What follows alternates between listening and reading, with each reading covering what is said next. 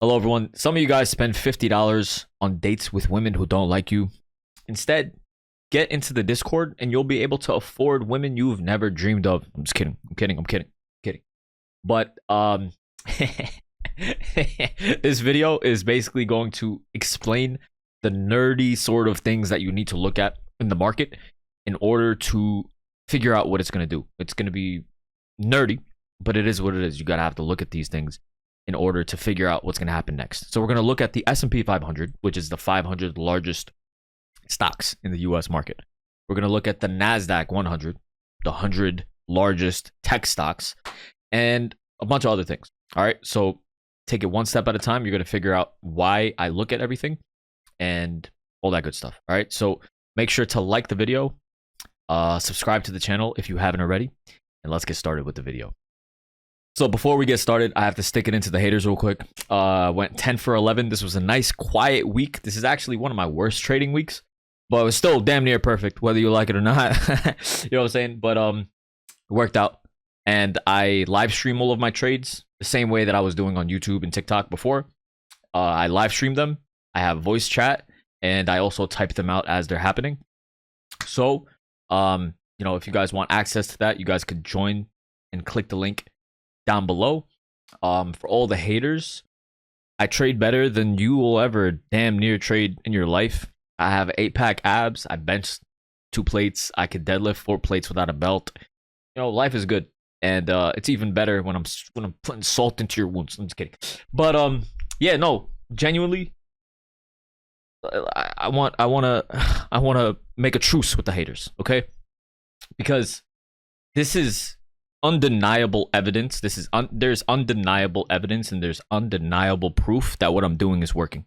You know what I mean? You guys could click the link. You guys could click the link in the bio. You guys could see the profits.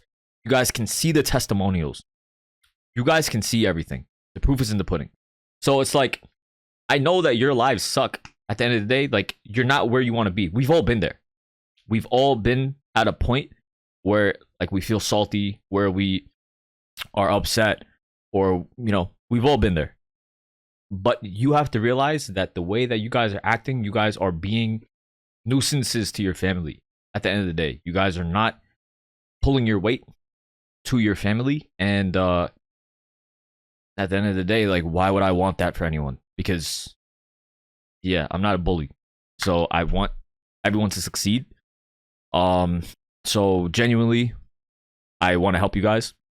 You guys have already been seeing I've been doing everything for free. I just started charging now, and the proof is in the pudding. So I genuinely, like, it's all funny and whatever, but it's bigger than just you. And, you know, like, the good that I can help you with, you could help your families, and you could help your communities and stuff. So yeah, join the link, click on the link. The proof is there. And if after this you still want to hate, then, you know what I'm saying, I'm going to continue reminding you guys why. But no, but yeah, you know, where's the, like, I want to extend like an olive branch. You know, let's have a truce. All right, let's have a truce. Let's see if there's any haters in the comments. All right, let's take it one video at a time. Okay? So, but yeah, got to spread love and positivity. But damn, it's hard sometimes. It's hard sometimes, I'm not going to lie. But yeah, I'm trying my best.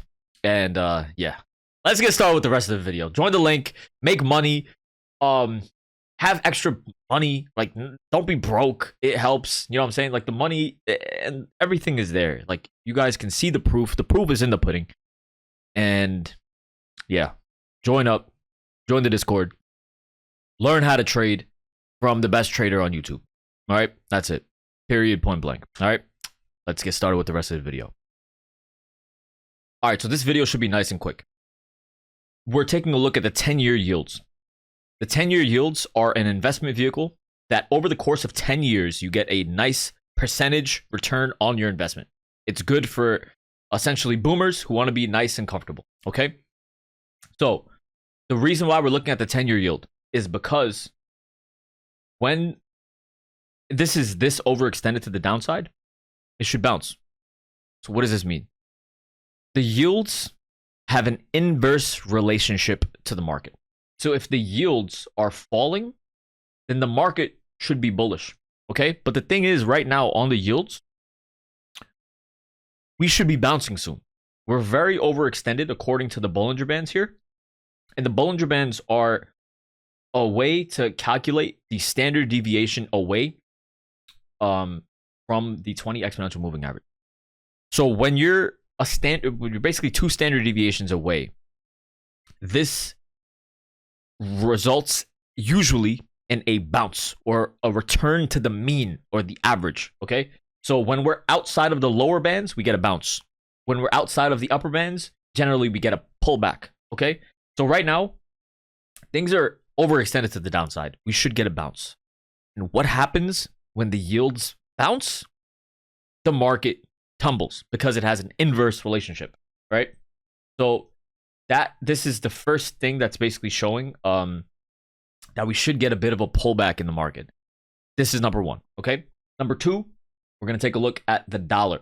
All right, and the dollar has a very similar relationship to the yields.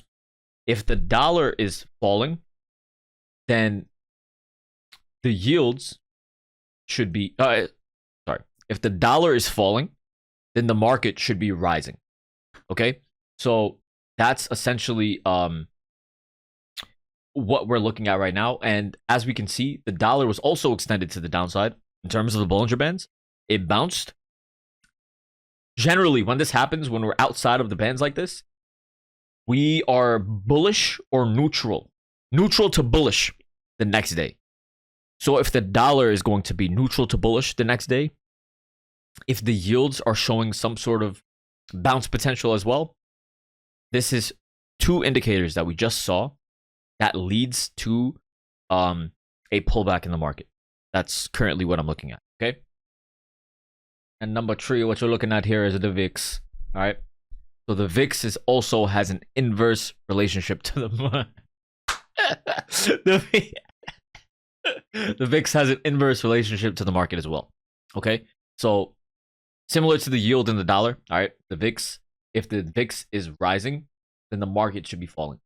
And currently, the VIX isn't giving as strong of an indication, but it is a good sign that the lower Bollinger Bands are rising, the upper Bollinger Bands are falling, and we're creating a bit of a base. We could end up bouncing. This is not as clean a potential setup as the yields in the dollar is, in my opinion.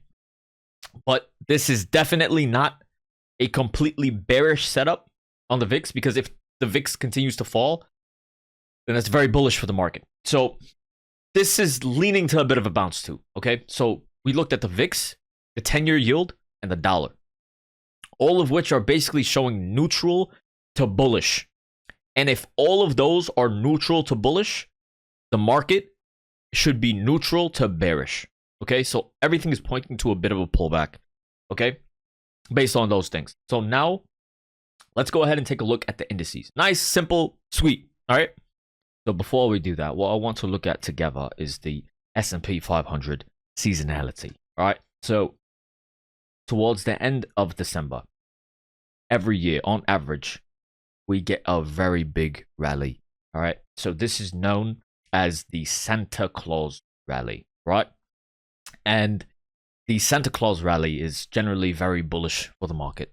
The end of December into the early days of January, we get a large spike in the market. The market tends to be bullish. All right. So we have to realize that that is the trajectory in terms of the average of the market as a whole. Okay. So keep that in mind. That's what's going to be, that's where the average sentiment is going to be for the last 2 weeks of December. But that was also a little interesting is towards the end of December on the VIX seasonality, we get a large spike on the VIX as well. So, and the reason why we get a large spike on the VIX as well is because the volatility, the VIX increases as calls and puts are bought. So it's not just, the VIX doesn't just go up or down based off of puts. It doesn't just go up and down based off of that. It goes up and down based on the volatility, based on the calls and the puts bought. So longs and the shorts. So that's another reason why the VIX also pops up.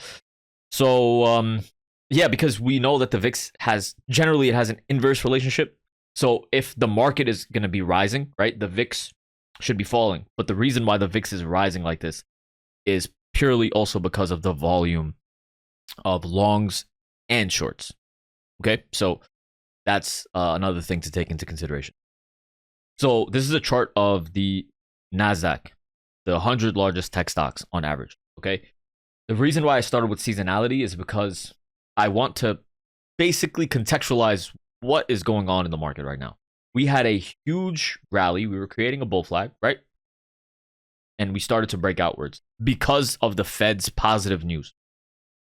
The Fed started to be very, very bullish on the market. They were talking about 6 or 7 rate cuts in 2024. For the past few years, we've been hiking rates, right? But now the Fed is being bullish on the market with their rate cuts.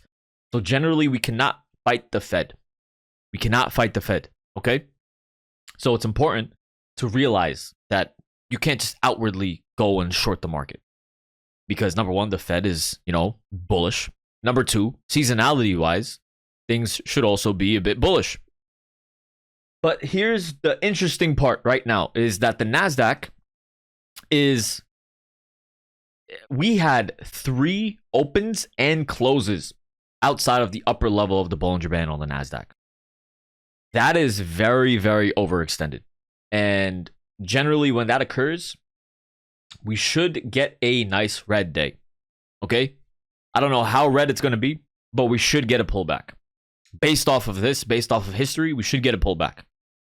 Based off the dollar, the VIX, and the yields as well, and the fact that the equities, the NASDAQ is this far overextended, we should get a pullback. Nice and simple, okay? We already had a pullback to 400, basically, on Thursday. Now we need to see if that 400 level can break and we can get a pullback below to 398, 396. But definitely, this is really overextended. I would be surprised if we just continue rising. But in a healthy market dynamic, we should get a bit of a pullback. But of course, you have to do it with managed risk. And you have to use all of the instruments and all of your reasoning and logic and everything properly when you're trading. So regardless, we should get a pullback. That doesn't mean we're going to have one. So that doesn't mean you throw all of your money into it. Okay. So that's number one. That's the NASDAQ. All right. Number two, this is the IWM. So the Russell 2000 got the biggest love from the positive news on the Fed because the Russell 2000 includes stocks that are economically sensitive. If the economy is starting to see some positive light, then the Russell 2000 is going to get the biggest love. Especially during the last few weeks of December, retailers do well, and banks are going to start doing well because of all the rate cuts. Consumer staple, any company that people are going to go in and buy things are going to start doing really, really well because the Fed is going to be cutting rates. When you cut rates, the average person is going to have more spending power. If the average person has more spending power, there are stocks in the Russell 2000 that benefit from that consumer spending. And that's why we had this large spike upwards, big move to the upside. And now we're looking at this. This also is very overextended, right? We got a bit of a pullback into the Bollinger Bands, but still clearly very, very overextended. So we need to basically see if 195 can continue to hold. 196, 195 area can continue to hold. But if we can break below 195, then this can really, really start taking some momentum and break down to 193. But, the IWM is the biggest winner. So just outwardly shorting the IWM that has the biggest upside potential due to the economy and the positive news out of the economy, it becomes a bit more risky or dangerous to be outwardly bearish on the IWM. And then last but not least, we're taking a look at the SP 500. So the SP 500 is an average. Basically, it works alongside the NASDAQ and the Russell. It's not an average. So we can see that clearly the S&P had two solid, reddish days, right?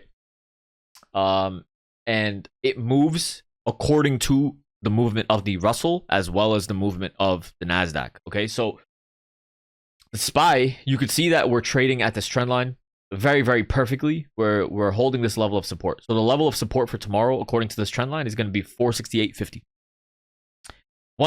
If we can break below 468.50, then there's room to 467.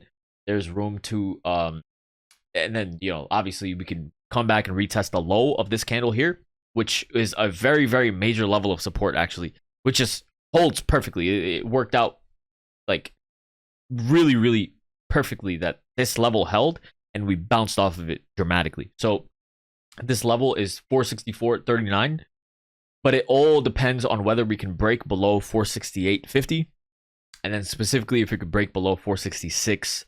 And if we could do that, we could see 464.40.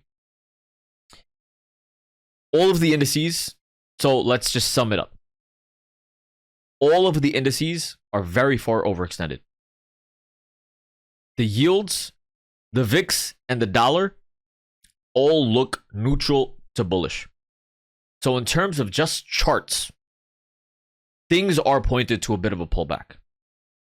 So now we have to see if the charts are going to give the entire story, because the Fed is bullish now. The Fed is showing bullishness. The Fed is talking about 6 to 7 rate cuts in 2024. So now we have to see how much the market is going to continue to rise and how much bullishness is going to happen in the market before we get a pullback. So in terms of just charts, in terms of risk management for longer term swings, it becomes a bit difficult to be very, very bullish up here because the charts are showing some bearishness. And it also becomes a bit difficult to be bearish here because the Fed is bullish. So that's why right now we're predominantly focused on day trading. We're predominantly focused on taking nice, safe, risk managed trades throughout the day. Simple setups, simple trades.